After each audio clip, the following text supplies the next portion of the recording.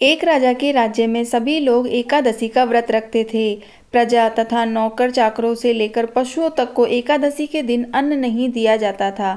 एक दिन किसी दूसरे राज्य का एक व्यक्ति राजा के पास आकर बोला, महाराज, कृपा करके मुझे नौकरी पर रख लें। तब राजा ने उसके सामने एक शर्त रखी। ठीक है, रख लेते हैं, किंतु रोज तो तुम्हें खाने को सब कुछ मिलेगा, पर एकादशी को अन्न नहीं मिलेगा।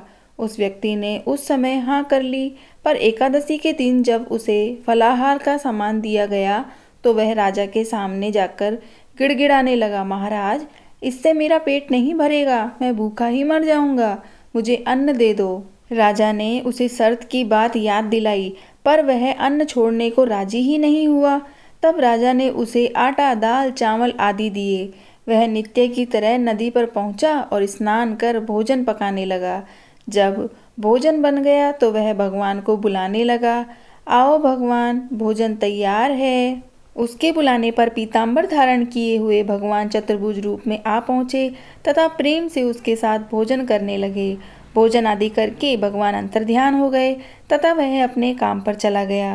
15 दिन बाद अगली एकादशी को वह राजा से कहने लगा, महाराज, मुझे 2 गुना सामान दीजिए, उस दिन तो मैं भूखा ही रह गया। राजा ने कारण पूछा तो उसने बताया कि हमारे साथ भगवान भी खाते हैं, इसलिए हम दोनों के लिए ये सामान पूरा नहीं होता। यह सुनकर राजा को बड़ा आश्चर्य हुआ। वह बोला, मैं नहीं मान सकता कि भगवान तुम्हारे साथ खाते हैं। मैं तो इतना व्रत रखता हूँ, पूजा करता हूँ, पर भगवान ने मुझे कभी दर्शन ही नहीं दिए। राजा की बात सुनकर वह बोला, महाराज, यदि विश्वास न हो तो साथ चलकर देख लें। राजा एक पेड़ के पीछे छिपकर बैठ गया। उस व्यक्ति ने भोजन बनाया तथा भगवान को शाम तक पुकारता रहा, परंतु भगवान न आए। अंत में उसने कहा, हे भगवान, यदि आप नहीं आए तो मैं नदी में कूदकर प्राण त्याग दूंगा। लेकिन भगवान नहीं आए।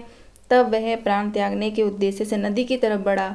प्राण त्यागने का उसका दृढ़ इरादा जान शीघ्र ही भगवान ने प्रकट होकर उसे रोक लिया और साथ बैठकर भोजन करने लगे।